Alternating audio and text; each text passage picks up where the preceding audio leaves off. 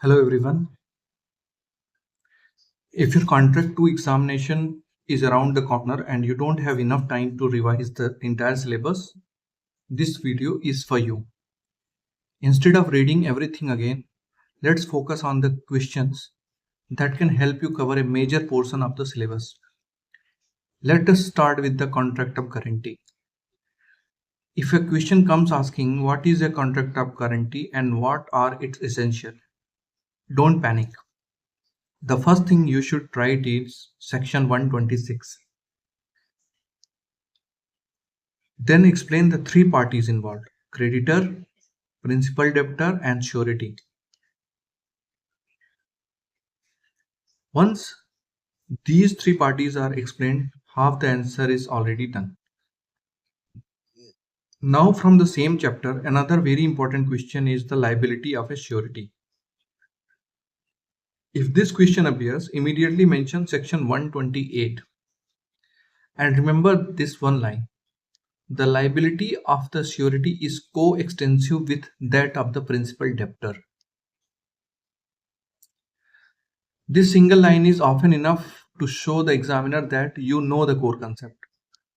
Now let us move to bailment and pledge. In my opinion, this is one of the easiest scoring question in the entire paper. If you are asked to distinguish between bailment and pledge, start with section 148 and 172. Then write this golden line: every pledge is a bailment, but every bailment is not a pledge.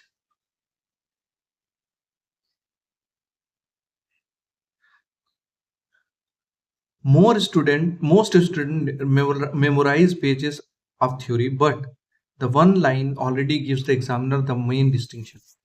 Another important area is the rights and duties of a bailee. Here, don't forget section 151. And if you want to strengthen your answer, mention the famous case Coggs versus Bernard. The story is simple. The person agreed to carry goods free of charge. The goods were damaged because of negligence. The court said that even if the service is free, reasonable care is still required. A simple memory trick: free service does not mean free negligence. Now let us talk about the right of Pawnee. This question appears regularly. The Pawnee can retain goods, recover expenses, sue for debts, and sell pledged goods after proper notice. If you want a case law here, remember Lallan Prasad versus Rahmat Ali. The principle is simple. Possession is not ownership. The pawnee gets possession, but ownership remains with the pawner. Now let's move to agency. One topic I would definitely prepare is agency by ratification. Imagine your friend acts on your behalf without authority. Later you approve the act. That's ratification. The easiest way to remember is authority later, validity earlier. Another important question is duty of agent. Just remember, follow instructions, act in good faith,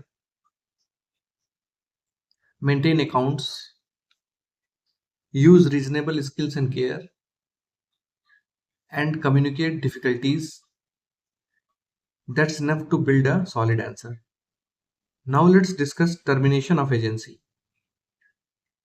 This answer becomes very easy if you simply remember 6 headings: revocation, renunciation, completion of business, death, insanity, insolvency. Write these with short explanations and you already have a strong answer. Finally, let's talk about government contracts. Whenever you see government contracts, immediately think about Article 299. In fact, Article 299 is the heart of the entire unit. Don't try to memorize the entire provision. Just remember name, authority, form. That's the logic behind Article 299. And if you want to mention a case law, remember State of Bihar versus Karam Thapar. The court made it clear that the requirement of Article 299 are mandatory, and when it comes to government liability, remember only two names: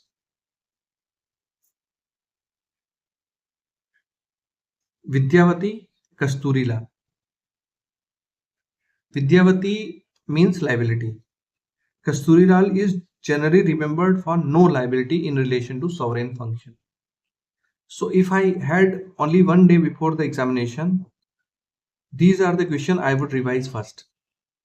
Contract of guarantee, liability of surety, discharge of surety, bailment and pledge, rights of Bailee, rights of Pawnee, agency by ratification, termination of agency, government contract, government liability. Prepare these with sections and case laws, and you will cover a major portion of contract too.